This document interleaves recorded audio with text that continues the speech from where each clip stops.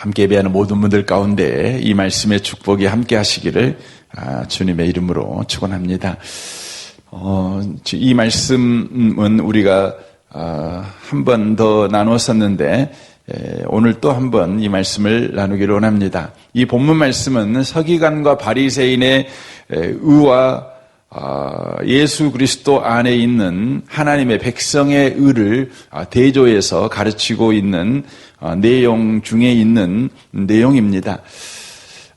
이 본문 말씀을 보시면 서기관과 바리새인이 추구하는 의보다 예수 그리스도 안에 있는 하나님의 백성들이 추구해야 될 의가 도덕적으로 또 법적으로도 훨씬 더 높은 기준, 완벽해야 된다는 것을 요구하는 것 같이 그렇게 보입니다. 그래서 이 말씀을 읽다 보면 아이고 우리 이렇게 못 살아요 이런 말이 우리 가운데 먼저 나오게 되는 것을 우리가 보게 됩니다. 이 말씀은 예수 믿는 사람은 사랑해야 된다, 용서해야 된다 뭐 이런 이야기죠. 그런데 이 말씀을 우리가 이해하기 위해서는 이 말씀이 나오게 되는 근거와 이유와 원인을 우리가 먼저 아셔야만 이 본문 말씀이 우리에게 무거운 짐이 아니라 바로 복음이라는 것을 우리가 이해할 수 있습니다. 왜 예수님께서 이러한 요구를 우리에게 해도 되는가? 우리는 왜 사랑해도 되는가? 우리가는 왜 용서해도 되는가? 바로 그 이유와 원인을 우리가 알아야 된다는 것입니다. 그걸 이해하지 못하면 우리는 이 예수님의 말씀이 율법보다 더 무거운 짐으로 여길 수밖에 없으며 예수 믿는다는 것이 심한 마음의 자책과 또 마음의 근심을 갖게 되어지는 삶이 이 삶으로의 초대다 이렇게밖에 이해할 수 없게 된다고 하는 것입니다. 이를 잘 이해하게 하는 말씀이 마태복음 18장에 있는 말씀입니다. 우리 18장 마태복음 같은 성경이니까 18장을 한번 보시면 좋겠습니다. 18장 21절 이하에 이런 비유가 나오고 있는 것을 보게 됩니다. 18장 21절입니다. 그때에 베드로가 나와 이르되 주여 형제가 내게 죄를 범하면 몇 번이나 용서하여 주리이까 7번까지 하오리까 예수께서 이르시되 내게 이르노니 7번뿐 아니라 7번을 70번까지라도 할지니라 라고 말씀합니다. 베드로는 7번까지 용서는 가능하겠다 이렇게 지금 그가 말하고 있는 거죠. 7번도 대단한 거 아닙니까? 그런데 예수님께서는 7번을 70번이라고까지 말씀하고 있습니다. 그러면 7번 용서와 7번을 70번까지 할 수 있는 이 용서의 차이, 이게 서기관과 바리새인의 의와 예수 믿는 사람들의 의의 차이를 바로 보여주고 있다고 하는 것이죠. 그렇다면 7번보다 더하는 7번을 70번이나 해야 되는 이 예수님의 의, 하나님의 백성의 의는 어떻게 가능한 것입니까? 예수님께서 계속해서 한 비유를 통해서 우리에게 소개하고 있습니다. 그러므로 천국은 그 종들과 결산하려 하던 어떤 임금과 같으니 결산할 때 10,000달란트 빚진 자 하나를 데려오매 갚을 것이 없는지라 주인이 명하여 그 몸과 아내와 자식들과 모든 소유를 다 팔아 갚게 하라 하니 그 종이 엎드려 절하여 이르되 내게 참으소서 다 갚으리이다 하거늘 그 종의 주인이 불쌍히 여겨 놓아 보내며 그 빚을 탕감하여 주었더니 그 종이 나가서 자기에게 100데나리온 빚진 동료 한 사람을 만나 붙들어 목을 잡고 이르되 빚을 갚으라 하매 그 동료가 엎드려 간구하여 이르되 나에게 참아주소서 갚으리이다 하되 허락하지 아니하고 이에 가서 그가 빚을 갚도록 옥에 가두거늘 그 동료들이 그것을 보고 몹시 딱하게 여겨 주인에게 가서 그 일을 다 알리니 이에 주인이 그를 불러다가 말하되 악한 종아, 네가 빌기에 내가 네 빚을 전부 탕감하여 주었거늘 내가 너를 불쌍히 여김과 같이 너도 내 동료를 불쌍히 여김이 마땅하지 아니하냐 하고 주인이 노하여 그 빚을 다 갚도록 그를 옥졸들에게 넘기니라. 너희가 각각 마음으로부터 형제를 용서하지 아니하면 나의 하나님 아버지께서도 너희에게 이와 같이 하시리라 라고 말씀합니다. 이 비유가 어떤 그 의미의 비유인지 우리가 읽어보면 그냥 알 수 있습니다. 용서를 받았으면 용서해야 된다. 그런 이야기죠. 남을 용서하지 못하면 용서받지 못한다. 이렇게 이해할 수도 있는 내용의 말씀입니다. 이런 식의 성경 말씀은 예수님께서 가르치는 기도에도 나오고 있죠. 우리 소위 주기도문이라고 그러죠. 우리가 우리에게 죄 지은 자를 사하여 준과 같이 우리 죄를 사하여 주옵소서라는 그 기도문 아니겠습니까? 그러니까 우리에게 죄 지은 자를 용서하지 않으면 우리도 용서가 없다. 이렇게 분명하게 들리는 거죠. 그래서 우리는 남을 용서해야 된다. 왜냐하면 너도 용서받으려면 이라는 그 의미로 우리가 이 본문을 받아들일 수 있게 됩니다.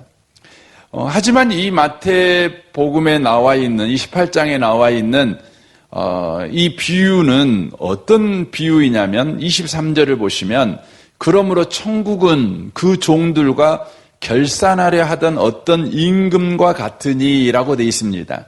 그러니까 여기에서 지금 말씀하고 있는 내용은 10,000달란트 받은 종이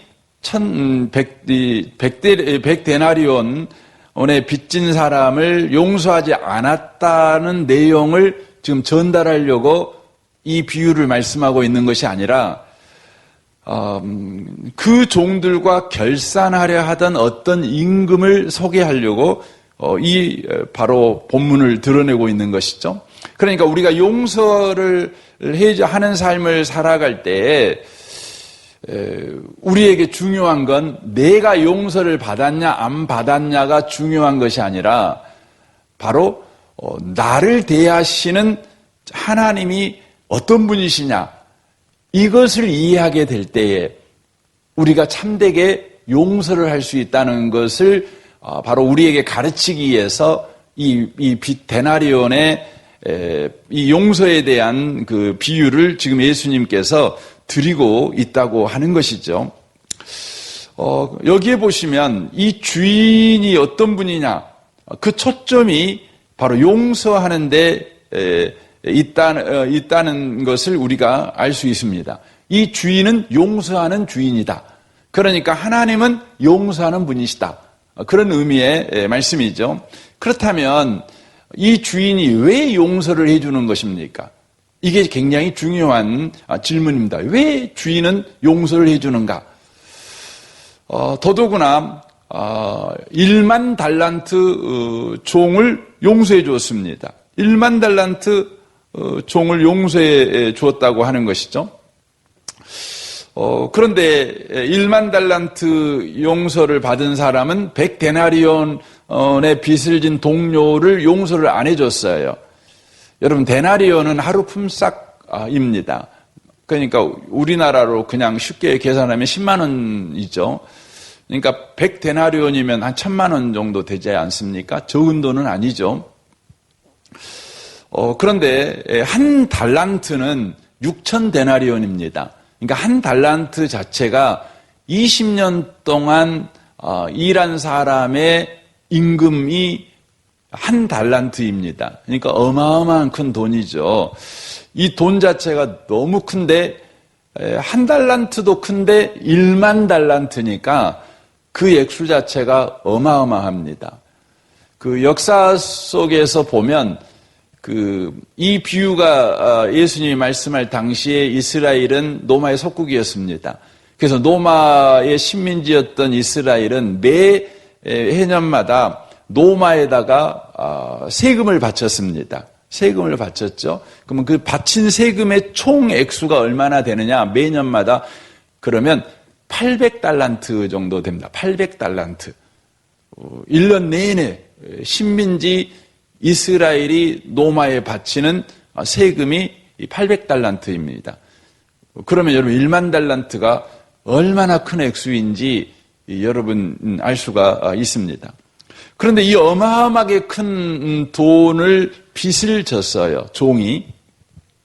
그런데 용서를 해주는 이유가 27절을 보시면 그렇게 되어 있죠. 그 종의 주인이 불쌍히 여겨 놓아 보내며 그 빚을 탕감하여 주었더니 이렇게 되어 있습니다. 왜 용서해 줬다고요? 불쌍히 여겼다는 것입니다. 불쌍히 여겼다는 것입니다. 여러분, 불쌍히 여겼다는 말이 어떤 의미의 말입니까? 그것은 빚보다 종의 가치를 크게 여겼다, 이런 의미의 말씀입니다. 그러니까 아주 쉽게 표현하면 사람 대접해 줬다는 거예요. 사람 대접해 줬다는 거예요. 여러분, 빚을 졌다는 것은 그 종이 되었다는 거죠. 노예가 되었다는 것이에요. 그런데 이 주인이 이 종을 불쌍히 여겼어요. 바로 종을 사람 대접해 줬다는 것이죠. 사람 대접해 준 것입니다. 너는 1만 달란트보다 더 가치가 있는 사람이야 라고 여겨줬다는 거예요. 우리는 예수님을 내어주신 하나님의 사랑에서 우리의 가치를 우리는 확인하죠. 우리가 얼마나 가치가 있냐면 죄인임에도 불구하고, 하나님에 대하여 온수임에도 불구하고, 우리 하나님은 우리를 바로 구원하기 위해서, 용서하시기 위해서 예수님이라는 값을 치렀죠. 그러니까 우리라는 존재의 가치는 예수님 가치라는 것이죠. 예수님 가치라는 겁니다. 어쩌면 예수님을 내줘버렸으니까 예수님보다 더 큰 가치라는 것이죠. 그렇게 하나님께서 우리를 대접하신 것이 우리가 바로 구원받았다는 의미인 것이죠.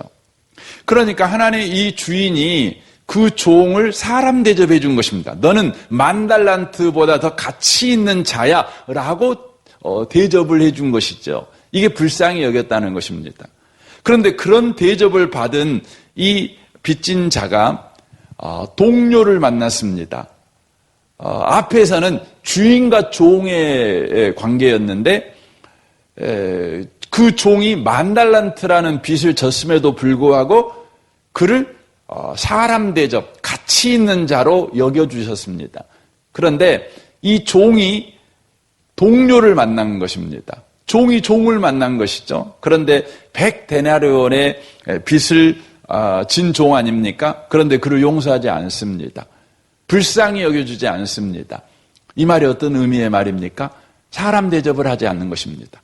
너는 돈보다 더 가치 없는 자야 라고 그 종을 바로 여긴 것입니다. 이것은 무엇을 의미하고 있습니까? 사람 대접받은 자가 다른 사람을 물질보다 더 못한 자로 여긴 것입니다. 이것은 하나님께서는 1만 달란트 가진 종이나 100데나리온 빚진 종이나 다 동일하게 사람 대접을 하는 것입니다. 그러니까 종에게 말하는 것이죠. 내가 너를 사람 대접한다. 종이지만 너를 사람 대접한다. 아니, 너는 나에게 손해를 끼친 자지만 내가 사람 대접한다. 그거죠. 그렇다면 이 주인에게 있어 100데나리온의 빚을 진 종은 어떤 종입니까? 이 종은 주인에게 유익을 끼치는 종이에요. 이 100데나리온 빚은 주인에게 진 빚이 아니고 종에게 진 빚이었거든요. 그러니까 주인의 입장에서 보면 이 종은 유익을 끼치는 종입니다. 여러분, 해악을 끼치는 종도 사람 대접해 준다면 여러분, 유익을 끼치는 종이야 당연히 사람 대접하지 않겠습니까? 그런데요, 주인이 사람 대접해 주었지만 자기에게 빚진 사람이라고 해서 그 사람을 사람 대접해 주지 않고 물질보다 못한 존재로 그렇게 여겼다는 것이죠. 여겼다는 것이죠. 그래서 이 비유를 통해서 우리에게 가르쳐주는 것이 뭡니까? 여러분, 용서를 받았다. 이 말의 의미가 무엇인지를 우리에게 정확하게 이해하라는 것입니다. 하나님은 너를 사람 대접하신다.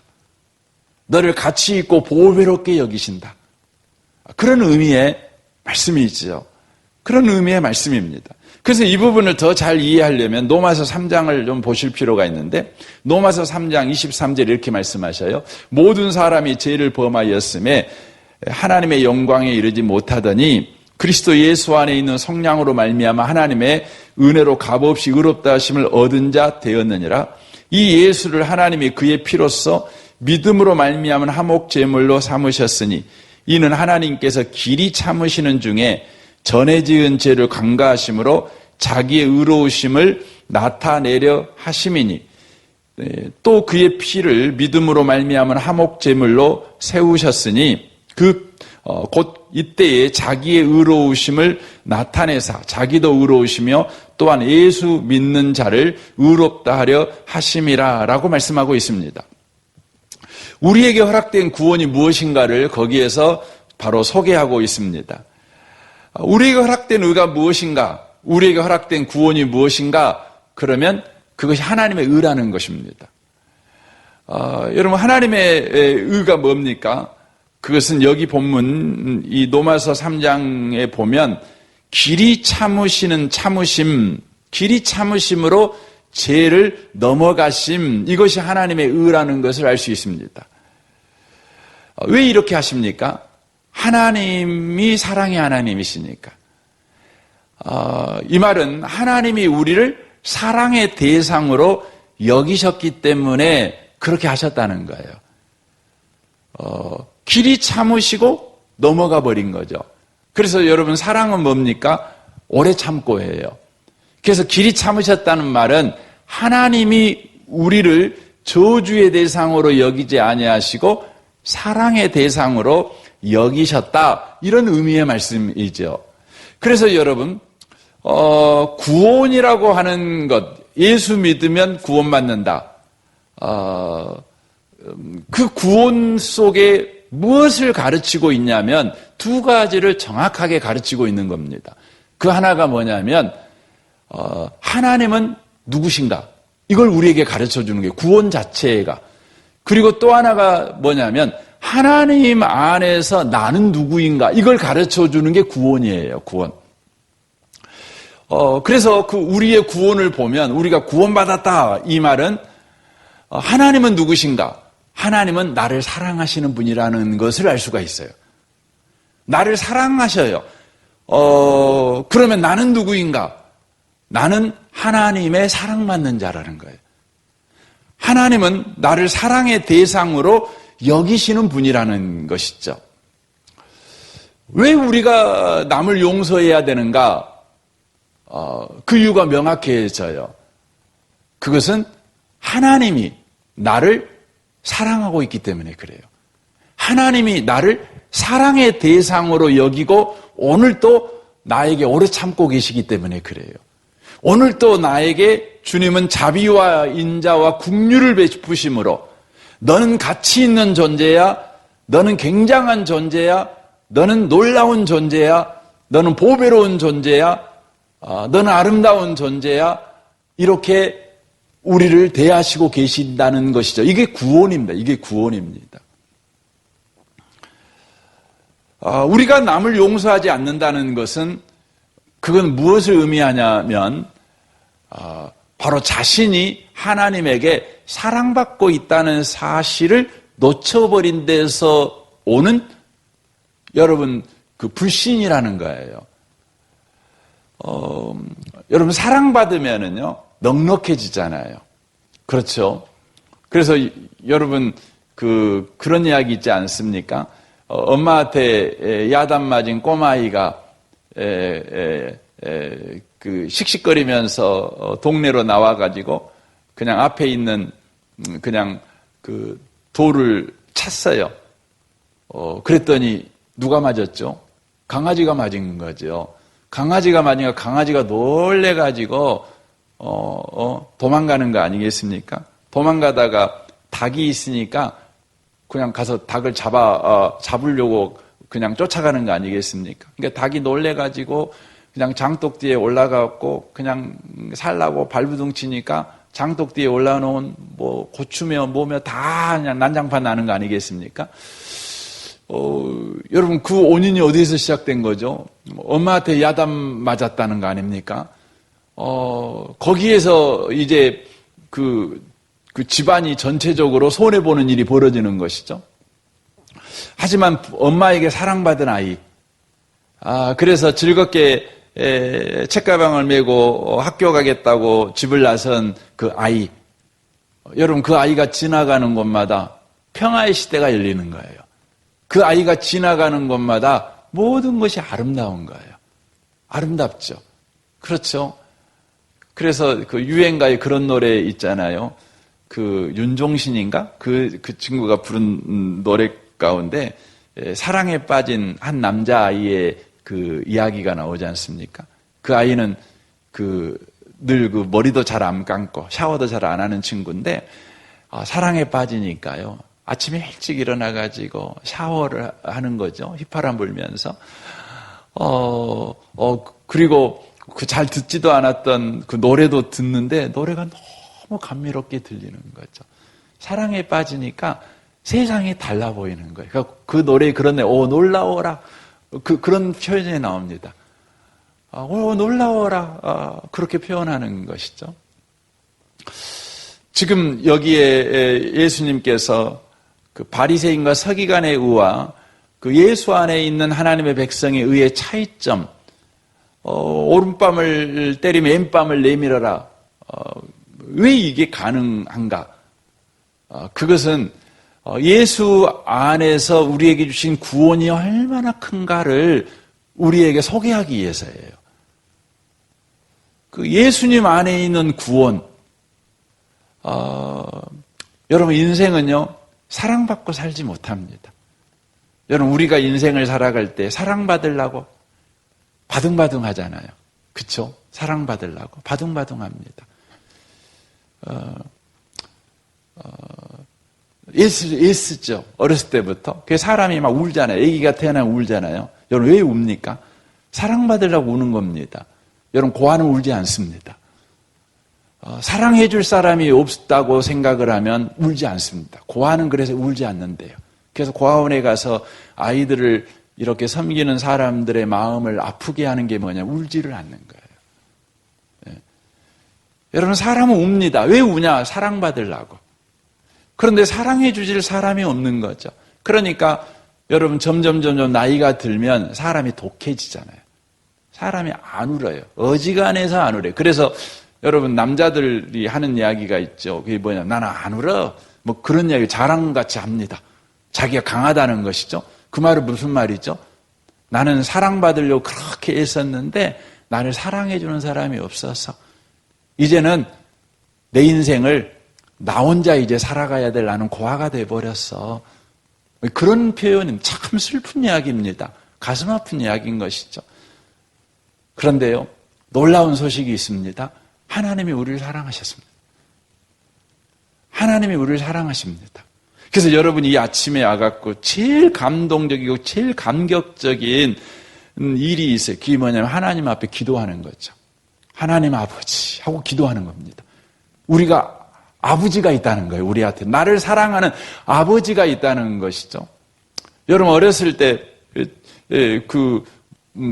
용돈도 필요하고 뭐 사야 될 거 필요하면은요 아버지한테 가서 아버지 돈 좀 주세요 이렇게 말해본 적이 없잖아요. 말했다가는 혼만 나니까.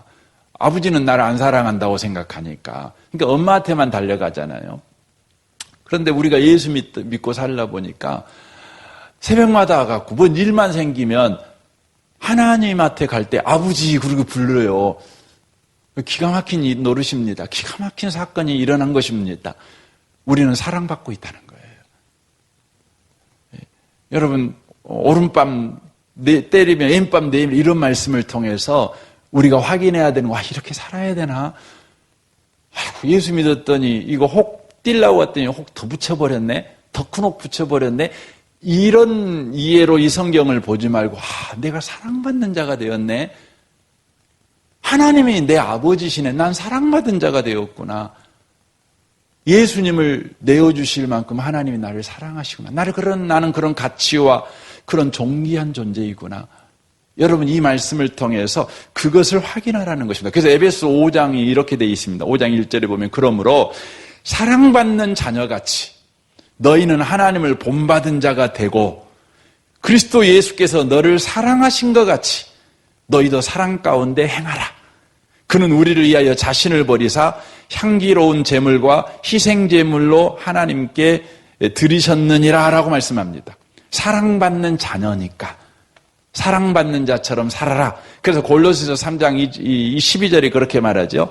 너희는 하나님이 택하고 거룩하고 사랑받은 자처럼 국률과 자비와 겸손과 온유와 오래 참음을 옷 입으라. 누가 누구에게 불만이 있거든 서로 용납하여 피차 용서하되 주께서 너희를 용서하신 같이 너희도 그리하고 이 모든 것 위에 사랑을 더하라. 이렇게 말씀하고 있는 거죠. 사랑받은 자처럼 너는 사랑받고 있어. 이걸 기억해. 용서가 안 되니 용서하려고 애쓰지 마. 네가 얼마나 사랑받고 있는 자인지 십자가 앞에서 그걸 생각해봐. 그걸 묵상해봐. 그러면 용서하라는 계명 때문에 네가 용서하는 것이 아니라 사랑받는 그 넉넉함 때문에 바로 율법보다 더 나아가는 더 큰 사랑을 실천하는 자가 될 수밖에 없을 거야. 너는 사랑받는 자야. 이걸 기억해 라고 말씀하는 것입니다. 오늘 하루 여러분 살아갈 때 우리가 꼭 기억하십시오. 우리는 사랑받는 자입니다. 꼭 기억하십시오. 나는 사랑받는 자입니다. 우리 같이 이 아침에 기도하기를 원합니다. 여러분과 제가 사랑받는 자인지를 이 아침에 확인하십시오. 하나님 아버지. 하나님을 우리가 아버지라고 부를 수 있습니다. 나는 고아가 아닙니다. 나는 울어도 됩니다. 성경에 보면 울으라고 되어 있습니다. 우리는 고아가 아니니까 울어도 되는 사람이니까 아버지가 있는 사람이니까 울어도 된다고 말합니다. 너 기도해도 돼 이렇게 말합니다. 너는 사랑받는 자니까. 우리 이걸 기도하면서 확인하십시오. 여러분이 어떤 내용의 기도를 하실지 제가 알 수는 없지만 여러분 기도한다는 그 자체에 여러분 기쁨을 누리셨으면 좋겠습니다. 짧든 길든 그걸 누리셨으면 좋겠습니다. 여러분 가정과 직장과 또 자녀와 또 부부관계, 부모관계 모든 것들을 위해 기도하시면 좋겠습니다. 우리 성도들을 위해서도 기도하시면 좋겠고요. 교회를 위해서 이 나라와 이 민족과 북한과 열방을 위해서도 이 아침에 기도하시면 좋겠습니다. 우리 좋으신 주님께 이 아침에 통성으로 구하겠습니다. 기도하겠습니다.